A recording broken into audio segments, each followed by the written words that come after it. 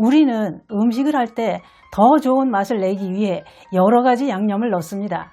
그런데 그 양념 중에는 음식에 깊은 맛을 더하기도 하고 건강 음료로 마시기도 하는 발효액이라는 게 있죠.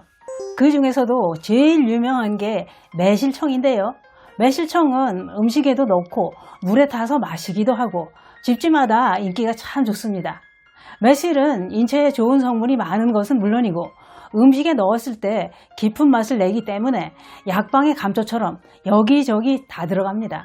해마다 매실이 나올 때면 마트에선 설탕이 품절되기까지 하더군요.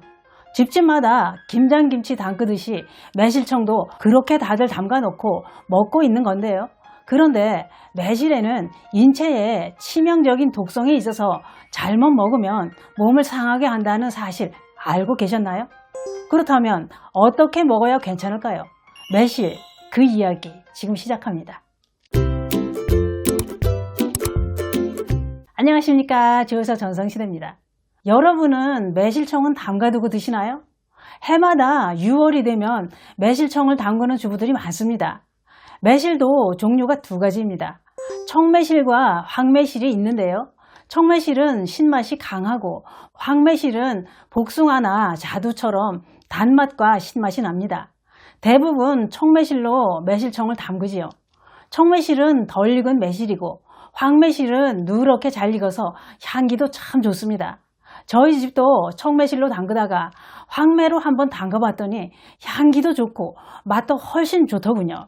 그런데 매실은 초록색이었을 때 수확을 해야 낙가로 인한 손실이 적다고 합니다. 또 소비자들도 청매실을 주로 찾기 때문에 익기 전에 수확을 해서 유통이 되는 거라고 하더군요.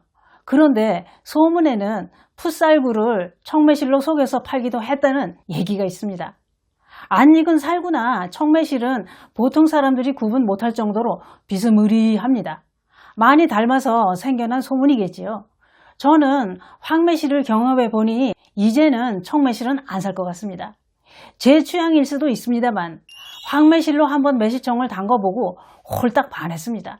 그런데 청매실로 다 출하를 하기 때문에 황매실을 사는 거 쉽지도 않습니다.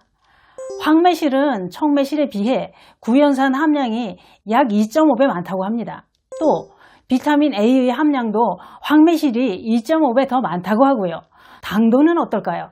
당도도 황매실이 1.3배 정도 높다고 합니다. 제가 담근 황매실이 맛있었던 이유가 있었네요. 매실은 익어갈수록 맛도 좋고 몸에도 좋은 성분이 늘어난다는 얘기입니다. 매실의 효능에는 무엇이 있을까요? 다들 알고 계실 텐데요. 체했을 때나 식중독으로 배탈이 났을 때 드시면 좋답니다. 살균 작용이 있어서 그렇다고 하는데요. 저도 소화가 안 되거나 배탈이 나서 속이 부글부글 끓고 뱃속에서 천둥소리가 날 때 매실 원액을 마시고 효과를 많이 봤습니다. 신기하더군요. 그런데 매실의 가장 큰 효능은 바로 해독 효과라고 합니다. 매실에는 간 기능 개선에 도움이 되는 피로부산 성분이 많이 들어있다고 합니다. 또 몸속의 열을 내려주기 때문에 감기 몸살에 드시면 열을 내려준답니다. 그리고 또 소염 효과도 있고요. 그래서 매실은 푸른 보약이라고 불리기도 한답니다. 그런데 이런 매실청이 요즘 들어 좋다 나쁘다 말들이 많습니다. 몸에 해로운 설탕물만 먹는 거다. 매실청에는 독성이 그대로 있을 것이다. 이렇게 의견이 분분합니다.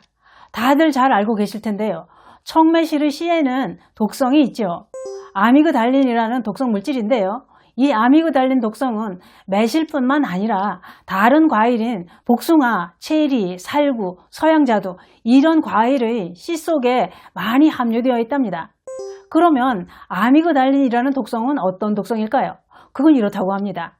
덜 익은 과일 속에는 이런 아미그달린 성분이 상대적으로 많이 들어있는데 과일이 익어가면서 과육에는 매우 적은 양만 남고 씨에도 그 양이 5분의 1로 대폭 줄어든다고 합니다.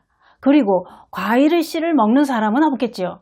그런데 매실의 아미그달린이 발효되고 분해되는 과정에서 생성되는 물질이 있다고 합니다. 바로 이게 문제가 되는 건데요. 그것은 시안화수소라는 물질이라고 합니다. 이 성분이 청산가리를 구성하는 치명적인 시안 성분이라고 합니다. 그런데 다행히도 매실청의 발효 과정에서 만들어진 시화나수소는 기체이기 때문에 시간이 지나면 공기 중으로 날아간다고 합니다. 또 유해 성분들도 거의 대부분 분해돼서 안전하다고 합니다. 그렇지만 무섭습니다. 말만 들어도 벌벌 떨게 하는 청산가리 성분이 생긴다는 게 아찔합니다. 매실청이 발효될 때 생긴다는 거잖아요. 그러나 시간이 지나면 날아간다고 하니까 이왕이면 오래 묵혀서 먹는 게 안전할 것 같습니다. 아미그달린이 함유된 씨를 많이 섭취하면 호흡곤란, 청색증, 그리고 몸이 소약해지고 현기증이 난다고 하더군요. 더 심해지면 발작이 나고 정신이 혼미해지면서 방향 감각을 상실하게 되다가 전신이 마비되면서 혼수 상태에 빠진다고 합니다. 엄청 위험한 거였습니다.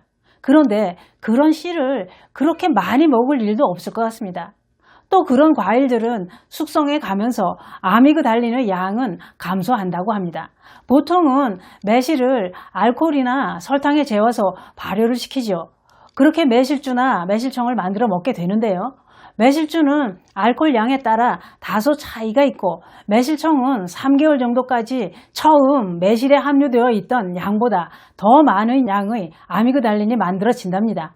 매실 1kg당 아미그달린 함량이 235.5mg으로 가장 높아졌다가 300일에는 매실 1kg당 아미그달린 함량이 30.6mg으로 감소하더니 1년 후에는 모두 분해되었다고 합니다.